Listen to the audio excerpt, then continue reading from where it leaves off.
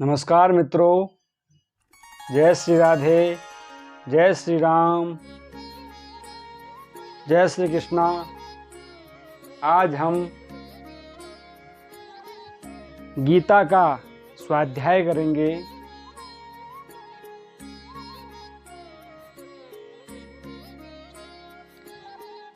बंधु स्नेह के कारण अर्जुन की कैसी स्थिति हुई,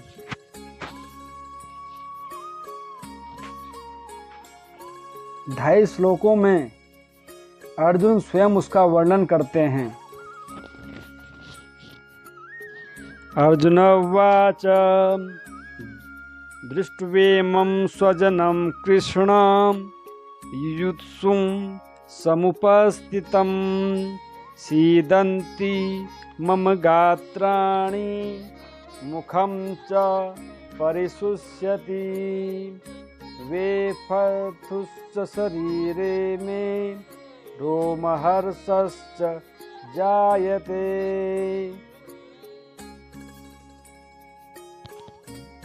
दृष्ट्वा इमं स्वजनं कृष्ण युयुत्सुं समुपस्थितं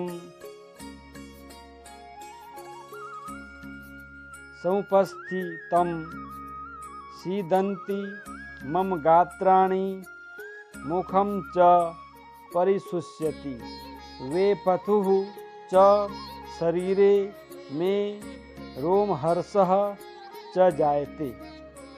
अर्जुन बोले, कृष्ण, हे कृष्ण, समुपस्थितम डटे हुए, युयुत्सुम युद्ध के अभिलाषी, इमं स्वजनम इस स्वजन समुदाय को, दृष्ट्वा देखकर, मम मेरे, गात्राणि अंग, सीदंती शिथिल हुए जा रहे हैं, च और मुखम मुख, परिशुष्यति च सूखा जा रहा है और मुख सूखा जा रहा है, च तथा मैं मेरे शरीर में, वेपथुः माने कंपन, च और रोमहर्ष माने रोमांच, जायते माने उत्पन्न हो रहा है। हे कृष्ण, अर्जुन कह रहे हैं, हे कृष्ण, युद्ध में संलग्न, युद्ध के अभिलाषी इस स्वजन समुदाय को देखकर मेरे अंग शिथिल हुए जा रहे हैं और मुख सूखा जा रहा है तथा मेरे शरीर में कंप एवं रोमांच हो रहा है। यहाँ अर्जुन का यह भाव है कि इस महायुद्ध का महान भयंकर परिणाम होगा। ये सारे छोटे और बड़े सगे संबंधी तथा आत्मीय स्वजन जो इस समय मेरी आंखों के सामने हैं, मौत के मुंह में चले जाएंगे। इस बात को सोचकर मुझे इतनी मार्मिक पीड़ा हो रही है, मेरे हृदय में इतना भयंकर दाह और भय उत्पन्न हो गया है कि जिसके कारण मेरे शरीर की ऐसी दुर्वस्था हो रही है। गांडीवं संसृते हस्तात् त्वक्चैव परिदह्यते न च शक्नोम्यवस्थातुं भ्रमतीव च मे मनः।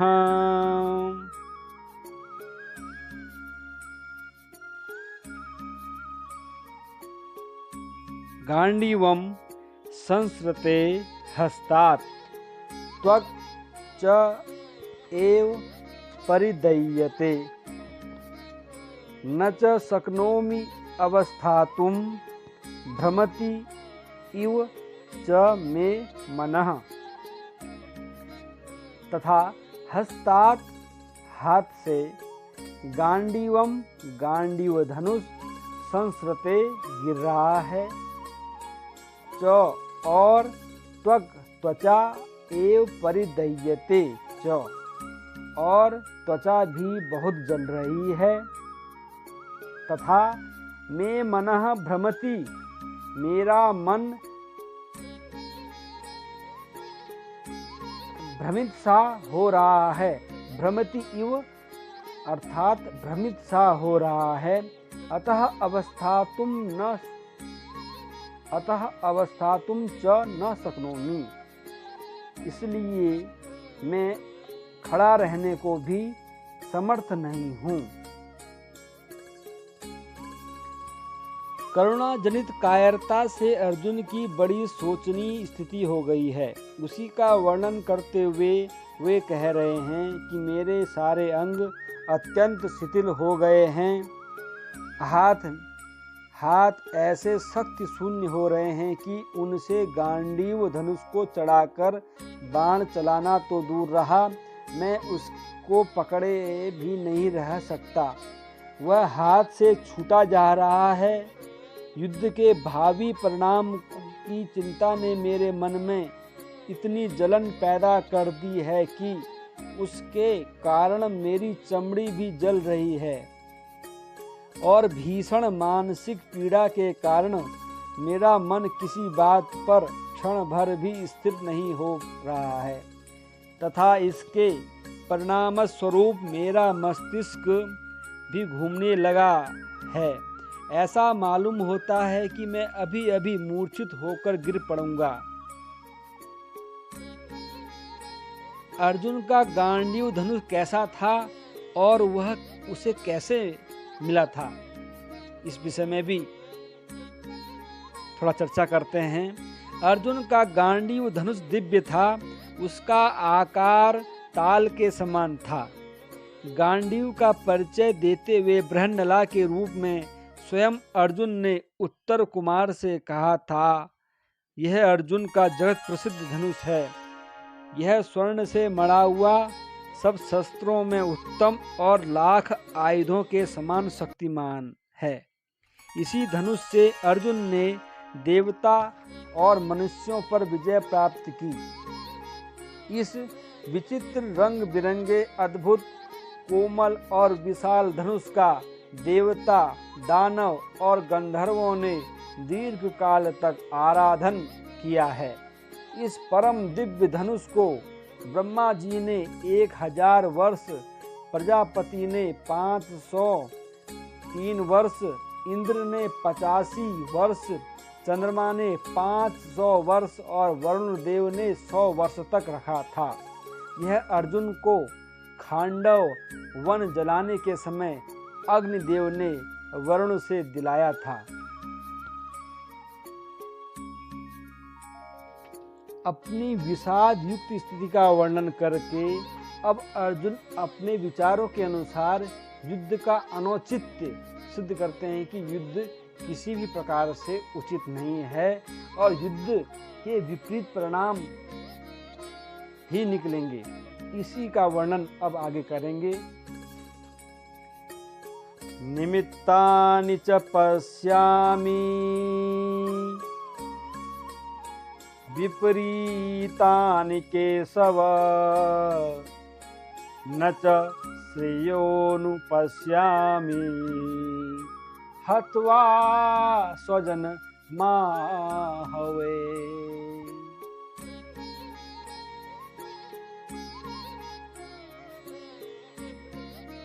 निमित्तानि च पश्यामि विपरीतानि केशव, न च श्रेयः अनुपश्यामि हत्वा स्वजनम आहवे। केशव, हे केशव, मैं निमित्तानि च विपरीतानि पश्यामि, लक्षणों को भी विपरीत ही देख रहा हूँ, तथा आहवे युद्ध में, स्वजनम हत्वा युद्ध में अपने लोगों को मार करके, अपने पारिवारिक जनों को मार करके, श्रेय च न अनुपश्यामि कल्याण भी नहीं देखता हूँ। हे केशव, मैं लक्षणों को भी विपरीत ही देख रहा हूँ तथा युद्ध में अपने सगे संबंधियों को, अपने पारिवारिक जनों को मारकर मैं अपना कल्याण भी नहीं देख पा रहा हूँ।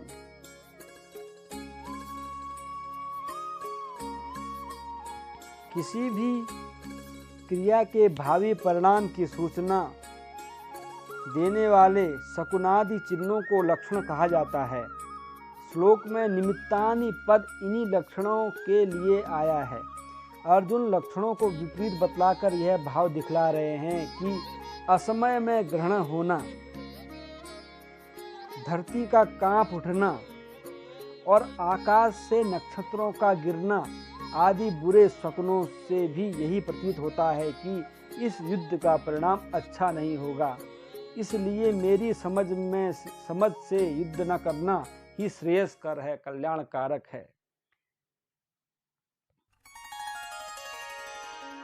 अर्जुन युद्ध में स्वजन समुदाय को मारकर कल्याण भी नहीं देखता, इस कथन का क्या अभिप्राय है? यहाँ पे अर्जुन के कथन का भाव यह है कि युद्ध में अपने सगे संबंधियों के मारने से किसी प्रकार का भी हित होने की संभावना नहीं है, क्योंकि प्रथम तो आत्मीय स्वजनों के मारने से चित्त में पश्चाताप जनित क्षोभ होगा, दुख होगा।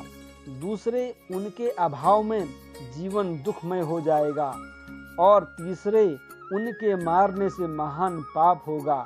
इन दृष्टियों से न इस लोक में हित होगा और न परलोक में ही।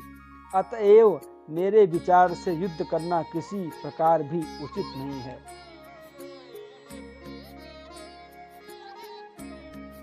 अर्जुन की विजय और राज सुख न चाहने की युक्तिपूर्ण दलील। न कांक्षे विजयम कृष्ण न च राज्यम सुखानि च। न कांक्षे विजयम कृष्ण न च राज्यम सुखानि च। किं नो राज्येन गोविन्द किं भोगैर्जीवितेन वा। अपनी विशाल अर्जुन ने यह कहा कि स्वजनों को मारने से किसी प्रकार का भी हित होने की संभावना नहीं है। अब फिर वे उसी की पुष्टि करते हैं। न कांक्षे विजयम कृष्ण न च राज्यम सुखानि च। किम नः राज्येन गोविंद किम भोगैः जीवितेन वा। कृष्ण, हे कृष्ण, मैं न विजयम कांक्षे, न तो विजय चाहता हूँ, च न राज्यम और न राज्य, च सुखानि और सुखों को ही। हे कृष्ण, न तो मैं विजय चाहता हूँ न मैं राज्य के सुखों को ही चाहता हूँ। गोविंद, हे गोविंद, नह राज्येन किम, नह माने हमें, अस्माकम,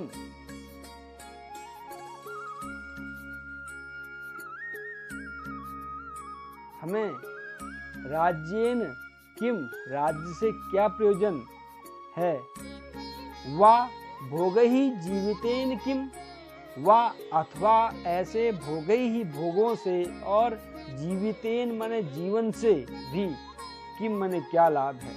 हे गोविंद, हमें ऐसे राज्य से क्या प्रयोजन है अथवा ऐसे भोगों से और जीवन से भी क्या लाभ है।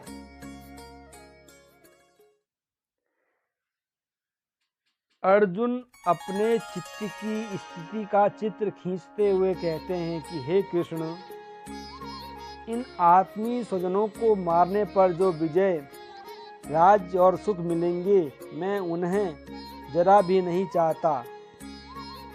मुझे तो यही प्रतीत होता है कि इनके मारने पर हमें इस लोक और परलोक में संताप ही अर्थात दुख ही होगा। फिर किस लिए युद्ध किया जाए और इन्हें मारा जाए?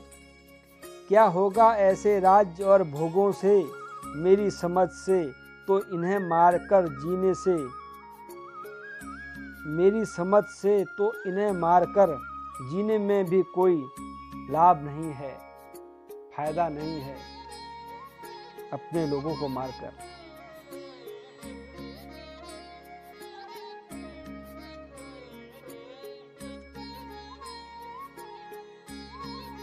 अब अर्जुन स्वजन वध से मिलने वाले राज्य भोगादि को न चाहने का कारण दिखलाते हैं।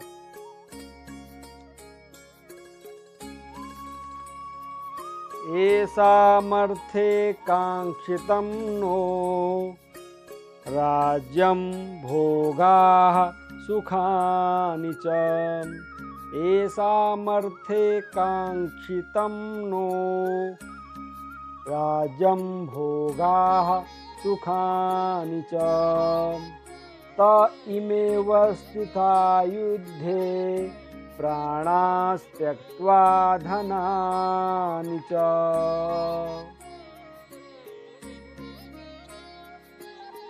एषाम् अर्थे कांक्षितं नः राज्यं भोगाः सुखानि च। ते इमे अवस्थिताः युद्धे प्राणान् त्यक्त्वा धनानि च। नह एषाम, नह मने हमें, एषाम अर्थे जिनके लिए, राज्यम भोगाः च राज्य और भोग, सुखानि कांक्षितम ते और सुख आदि अभीष्ट हैं, ते वे ही, इमे मने ये सब, धनानि च धन और प्राणान माने जीवन की आशा को, त्यक्त्वा त्याग कर, युद्धे युद्ध में, अवस्थिताः खड़े हैं। हमें जिनके लिए राज्य भोग और सुखादि अभीष्ट है, वे ही ये सब धन और जीवन की आशा को त्याग कर युद्ध में खड़े हैं। यहाँ अर्जुन यह कह रहे हैं कि मुझको अपने लिए तो राज्य भोग और सुखादि की आवश्यकता ही नहीं है, क्योंकि मैं जानता हूँ कि न तो इनमें स्थायी आनंद ही है और न ये स्वयं ही नित्य हैं। मैं तो इन भाई बंधु आदि स्वजनों के लिए ही राज्यादि की इच्छा करता था, परंतु मैं देखता हूँ कि ये सब युद्ध में प्राण देने के लिए तैयार खड़े हैं। यदि इन सब की मृत्यु हो गई तो फिर राज्य भोग और सुख आदि किस काम आवेंगे। इसलिए किसी प्रकार भी युद्ध करना उचित नहीं है।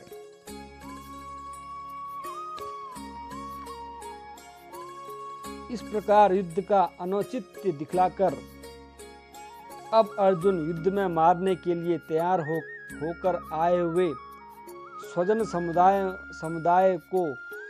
समुदाय में कौन कौन हैं उनका संक्षेप में वर्णन करते हैं कि अपने आचार्यादि अपने गुरुजनों को, अपने स्वजनों को न मारने की इच्छा प्रकट कर रहे हैं।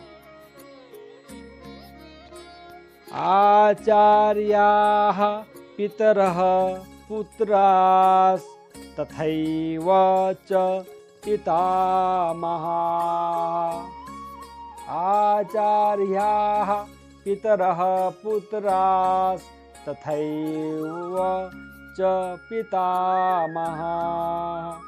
मातुलाः श्वशुराः पौत्राः श्यालाः संबंधिनस्तदा।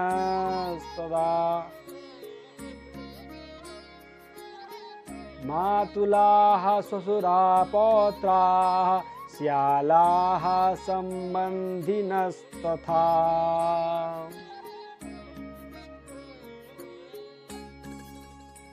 आचार्याः पितरः पुत्राः तथा एव च पितामहाः मातुलाः ससुराः पौत्राः श्यालाः संबंधिनः तथा। जो कि आचार्याः गुरुजन, पितरः ताऊ चाचे, पुत्राः लड़के पुत्र आदि, और तथा एव उसी प्रकार पितामहा दादे, मातुलाः मामे, ससुराः ससुर, पौत्राः पौत्र, श्यालाः साले तथा और भी संबंधिनः संबंधी लोग हैं। अर्जुन इन सगे संबंधियों के नाम लेकर करके यहाँ क्या कहना चाह रहे हैं, यहाँ पे क्यों कह रहे हैं इन सबका नाम लेकर के। आचार्य ताऊ चाचे आदि संबंधियों की बात तो संक्षेप में पहले कही बताया है हमने। यहाँ श्यालाह शब्द से धृष्टद्युम्न, शिखंडी और सुरत आदि तथा संबंधिनः से जयद्रथादि का स्मरण कराकर वे यह कहना चाहते हैं कि संसार में मनुष्य अपने प्यारे संबंधियों के लिए ही तो भोगों का संग्रह किया करता है। जब ये ही सब मारे जाएंगे तब राज्य भोगों की प्राप्ति से होगा ही क्या। ऐसे राज्य भोग तो दुख के कारण ही होंगे। सेना में उपस्थित शूरवीरों के साथ अपना संबंध बतलाकर अब अर्जुन किसी भी हेतु से इन्हें मारने में अपनी अनिच्छा प्रकट करते हैं।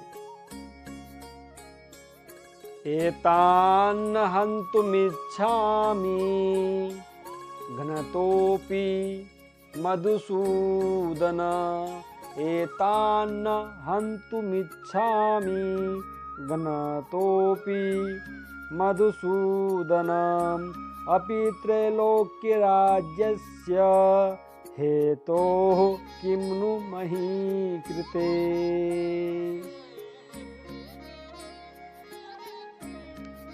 एतान् न हन्तुम् इच्छामि घ्नतः अपि मधुसूदन, न अपि त्रैलोक्य राज्यस्य हेतोः किं नु मही कृते। मधुसूदन, मधु नामक दैत्य को मारने वाले हे मधुसूदन, मुझे घ्नतः अपि मारने पर भी अथवा त्रैलोक्य राज्यस्य हेतोः तीनों लोकों के राज्य के लिए अपि भी मैं एतान हंतुम न इच्छामि, इन सबको मारना नहीं चाहता। फिर महीकृते, पृथ्वी के लिए तो नु किम, कहना ही क्या। हे मधुसूदन, मुझे मारने पर भी अथवा तीनों लोकों के राज्य के लिए भी मैं इन सबको मारना नहीं चाहता। फिर पृथ्वी के लिए तो कहना ही क्या।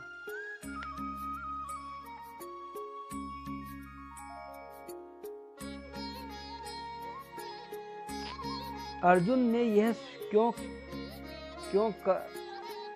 कहा कि मुझे मारने पर भी मैं इन्हें मारना नहीं चाहता, क्योंकि दोनों सेनाओं में स्थित संबंधियों में से जो अर्जुन के पक्ष के थे उनके द्वारा तो अर्जुन मारे जाने की कोई कल्पना ही नहीं हो सकती। तो यहाँ बताते हैं, इसीलिए अर्जुन ने घ्नता और अपि शब्दों का प्रयोग किया है। उनका यह भाव है कि मेरे पक्ष वालों की तो कोई बात ही नहीं है, परंतु जो विपक्ष में स्थित संबंधी हैं वे भी जब मैं युद्ध से निवृत्त हो जाऊंगा तब संभवतः मुझे मारने की इच्छा नहीं करेंगे, क्योंकि वे सब राज्य के लोभ से ही युद्ध करने को तैयार हुए हैं। जब हम लोग युद्ध से निवृत्त होकर राज्य की आकांक्षा ही छोड़ देंगे तब तो मारने का कोई कारण ही नहीं रह जाएगा।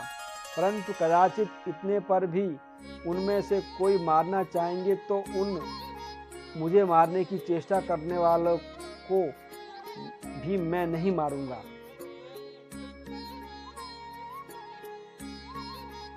इससे अर्जुन ने यह यहाँ बताया है कि पृथ्वी के राज्य और सुखों की तो बात ही कौन सी है, इनको मारने पर भी कहीं त्रिलोकी का निष्कंटक राज्य मिलता हो तो उसके लिए भी मैं इन आचार्यादि आत्मीय स्वजनों को नहीं मानना चाहता। यहाँ यदि यह पूछा जाए कि आप त्रिलोकी के राज्य के लिए भी उनको मारना क्यों नहीं चाहते, तो इस पर अर्जुन अपनी संबंधियों को मारने में लाभ का अभाव और पाप की संभावना बतलाकर अपनी बात को पुष्ट कर रहे हैं। निहत्य धार्तराष्ट्रान्नः का प्रीति स्यात् जनार्दन पापमेवाश्रयेदस्मान् हत्वैताना ततायिनः। निहत्य धार्तराष्ट्रान्नः का प्रीतिः स्यात् जनार्दन पापमेवाश्रयेदस्मान् हत्वैताना ततायिनः। निहत्य धार्तराष्ट्रान्नः का प्रीति स्यात् जनार्दन पापम एव आश्रयेत अस्मान् हत्वा एतान् आततायिनः। जनार्दन, हे जनार्दन, धार्तराष्ट्रान् निहत्य धृतराष्ट्र के पुत्रों को मारकर नह हमें का क्या प्रीति प्रसन्नता स्यात् होगी। हे जनार्दन, धृतराष्ट्र के पुत्रों को मारकर हमें क्या प्रसन्नता होगी। एतान आततायिनः हत्वा, इन आतताइयों को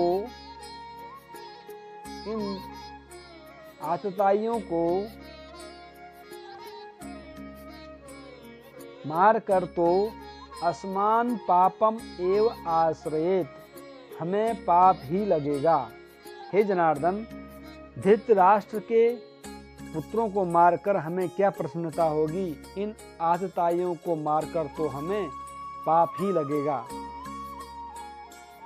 धृतराष्ट्र के पुत्रों को मारकर हमें क्या प्रसन्नता होगी, इस कथन का क्या भाव है। यहाँ पे अर्जुन कहते हैं कि विपक्ष में स्थित इन धृतराष्ट्र पुत्रों को और उनके साथियों को मारने से इस लोक और परलोक में हमारी कुछ भी इष्ट सिद्धि नहीं होगी, और जब इच्छित वस्तु ही नहीं मिलेगी तब प्रसन्नता तो होगी ही कैसे।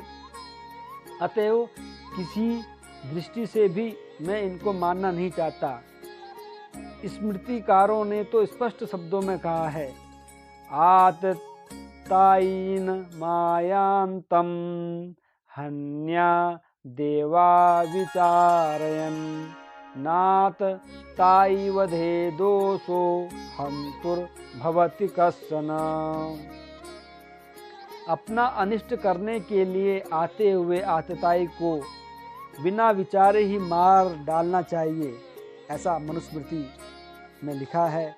और आतताई के मारने से मारने वाले को कुछ भी दोष नहीं होता, ऐसा मनुस्मृति में लिखा है। वशिष्ठ स्मृति में आतताई के लक्षण इस प्रकार बतलाए गए हैं। अग्निदो, आतताई कौन होता है। अग्निदो गरदश्चैव शस्त्रपाणिर्धनापः क्षेत्रदारापहर्ता च षडेते हि आततायिनः।